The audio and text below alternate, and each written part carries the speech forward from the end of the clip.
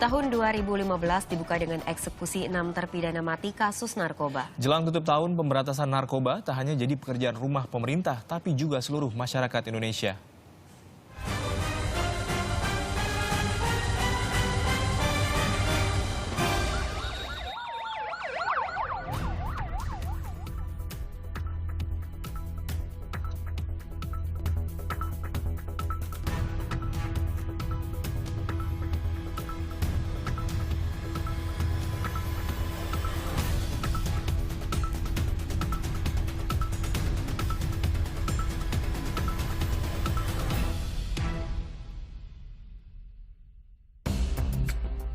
(18 Januari 2015), pemerintah mengukuhkan perang terhadap narkotika dan obat-obatan berbahaya dengan mengeksekusi 6 terpidana mati kasus narkoba. Langkah nyata pemerintah di awal tahun berangkat dari status darurat narkoba yang dikeluarkan di awal masa kepemimpinan Presiden Joko Widodo.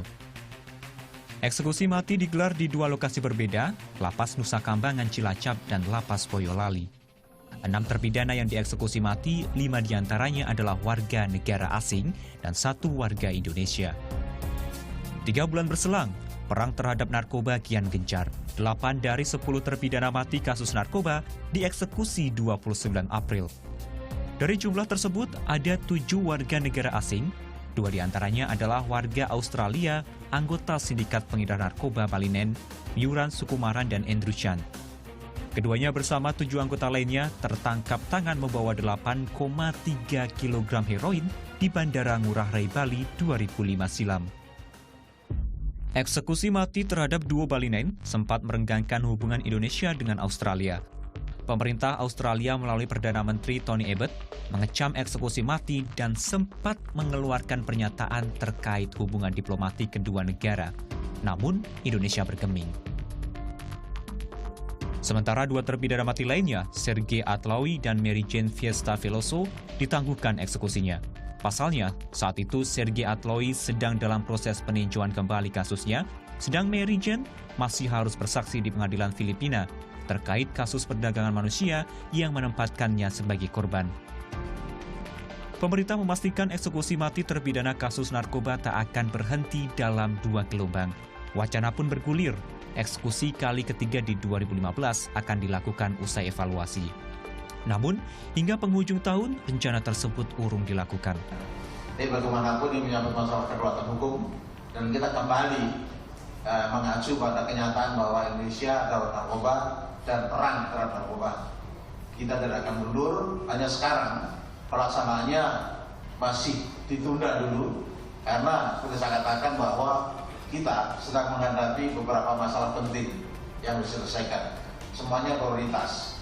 Nah, di antara prioritas itu kita tentukan lagi mana yang lebih skala prioritas, yaitu perbaikan ekonomi. Gencar memerangi narkoba juga dilakukan Badan Narkotika Nasional atau BNN. Sepanjang 2015, BNN telah mengungkap 102 kasus narkotika dan tindak pidana pencucian uang dari sindikat internasional. Ada 202 tersangka, terdiri dari 174 warga Indonesia dan 28 warga negara asing. Jutaan kilogram narkoba disita, sedangkan aset TPPU mencapai lebih dari 85 miliar rupiah. Bukan tanpa alasan Indonesia berstatus darurat narkoba. Dalam 5 tahun terakhir, penggunanya terus bertambah 1 hingga 2% dari total penduduk Indonesia. Meneruskan program awal tahun, BNN telah merehabilitasi lebih dari 38.000 pecandu narkoba hingga akhir 2015. Memastikan pengedar barang haram mendapat hukuman berat, sepanjang 2015 telah ada 55 terdakwa kasus narkoba yang divonis mati. Dari jumlah tersebut, 4 orang mengajukan banding, 14 orang mengajukan kasasi, 9 orang mengajukan peninjauan kembali, 4 orang mengajukan gerasi, dan 10 lainnya belum menentukan sikap. Sisanya adalah 14 terpidana mati yang ditolak PK-nya dan kini menunggu eksekusi mati. Ya pasti kita sudah sampaikan karena itu menjadi utang kita juga, artinya itu kan berawalnya dari tugas BNN yang dalam rangka penegakan hukum. Setelah ada pembuktian ya dengan kerja kita, pada akhirnya dia dilakukan penegakan hukum dan dihukum putusan. dari hakim. Dan itu harus selesai. Jadi kalau hukuman mati sudah menjadi putusan dan ingkrah, harusnya segera dilaksanakan. Dan kita mendorong itu supaya cepat dilaksanakan. Pada periode November hingga Desember 2015, Bareskrim Polri ungkap hasil temuannya. 3 kg sabu, 14 butir pil ekstasi, dan 1,5 ton ganja berhasil diamankan. Untuk memberantas jaringan sindikat narkoba, Polri juga bekerja sama dengan kepolisian internasional. Salah satu yang berhasil diringkus adalah penyelundupan 862 kg sabu oleh warga negara Hong Kong Wong Xinping yang merupakan anggota sindikat internasional. 13 November, Pengadilan Negeri Jakarta Barat memvonis mati Wong Xinping, namun kuasa hukumnya mengajukan banding ke Pengadilan Tinggi DKI Jakarta. Nah, terkait dengan masalah yang dari luar negeri ya tentunya kita kan selama ini juga sudah ada kerjasama dengan beberapa kepolisian luar negeri ya, yang tentunya apabila ada informasi-informasi ya tentunya kita sebuah sharing. Ya, seperti ini adanya sharing informasi bahwa akan ada masuk dari Cina, kemudian ya kita lakukan penyelidikan, ya akhirnya terungkap inilah ya, walaupun belum terlalu signifikan, tapi ini kan sudah satu bukti bahwa kita selalu merespon. Namun, langkah pemerintah memberangus narkoba di tanah air masih harus melewati jalur berliku.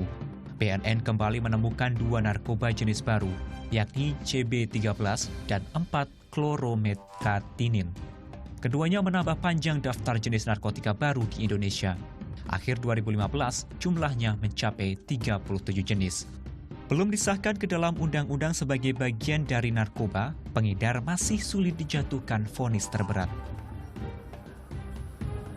Ya artinya gini, kita mengikuti terus perkembangan itu dengan bekerja sama dengan Balai POM dalam tahap pengawasannya. Dan dikala kita menemukan baru, segera mungkin kita telisik untuk kaitan dengan masalah undang-undang, termasuk kita informasikan kepada masyarakat. Namun, memberangus narkotika dan obat-obatan berbahaya bukan hanya tugas pemerintah dan jajaran penegak hukum. Kesadaran juga perlu ditingkatkan dalam lingkungan masyarakat. Seringnya peredaran narkoba berhulu dari pergaulan, terdekat bahkan tak terduga. Perang terhadap narkoba kini juga menjadi pekerjaan rumah bagi masyarakat. Tantangan besar dalam mengawali tahun. Duta Meriani, Luther Hutagaul melaporkan untuk NET.